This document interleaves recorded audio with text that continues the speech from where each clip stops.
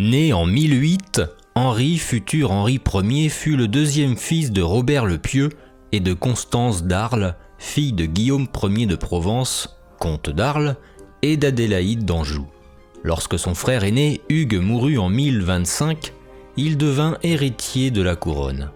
En 1016, après un combat acharné mené en Bourgogne par son père Robert le Pieux, il devint duc de Bourgogne.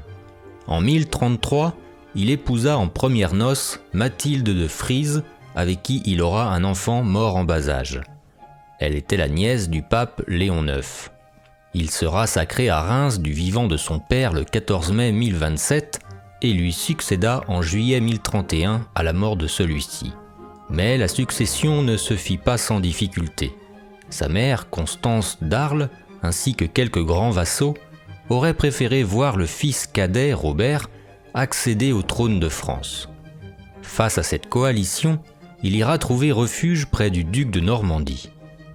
Pour l'aider dans ce combat de succession, il pourra compter sur l'empereur du Saint-Empire romain germanique, Conrad II le Salique, et bien sûr du duc de Normandie, Robert le Magnifique, en échange du Vexin.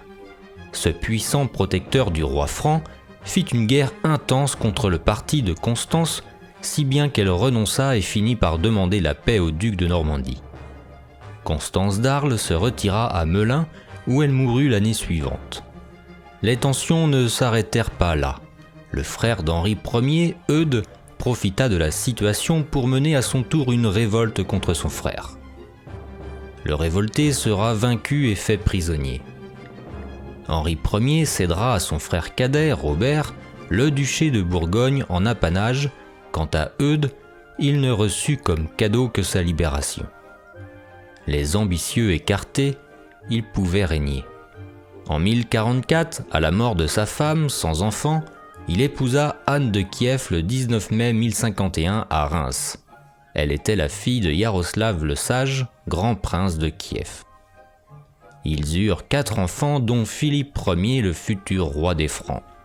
Lorsque Robert le Magnifique partit en Terre Sainte en 1035, il confia son fils, Guillaume, à Henri Ier. Quand on apprit la mort de Robert, le roi des Francs, Henri Ier, soutint son protégé contre les ambitions des grands seigneurs normands.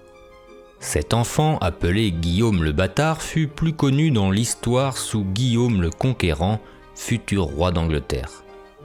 Le seigneur normand prenait de plus en plus de puissance et de pouvoir. Jaloux de son aura de plus en plus importante, Henri Ier profita de la division qui régnait entre le duc de Normandie et ses seigneurs pour conquérir de nouvelles terres. L'affrontement était inévitable. Tout d'abord à Valès-Dunes en 1047, puis Guillaume II vainquit Henri Ier à la bataille de Mortemer en 1054 et à la bataille de Varaville en 1057.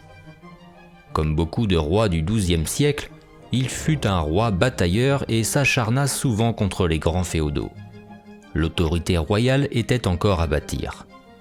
Ce fut au cours de son règne que les évêques français proclamèrent la paix de Dieu et la trêve de Dieu.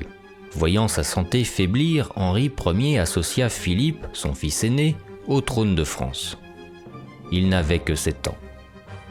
Le roi des Francs, Henri Ier, qui eut la réputation d'un homme pieux, brave et juste, mourut le 4 août 1060 à 55 ans, à Vitry-aux-Loges. Il laissa la régence et la tutelle de ses 3 fils à Baudouin de Flandre, époux de sa sœur, car la reine Anne, sans alliance, aurait été dépourvue d'autorité suffisante. Anne de Kiev se retira à Senlis et épousa le comte de Crépy, Raoul de Péronne. Devenue veuve à nouveau, elle retourna dans son pays. N'oubliez pas de vous abonner à ma chaîne, de commenter et de partager. Si vous aimez mon travail et vous voulez me soutenir, vous pouvez faire un don via mon compte Tipeee. Merci d'avance.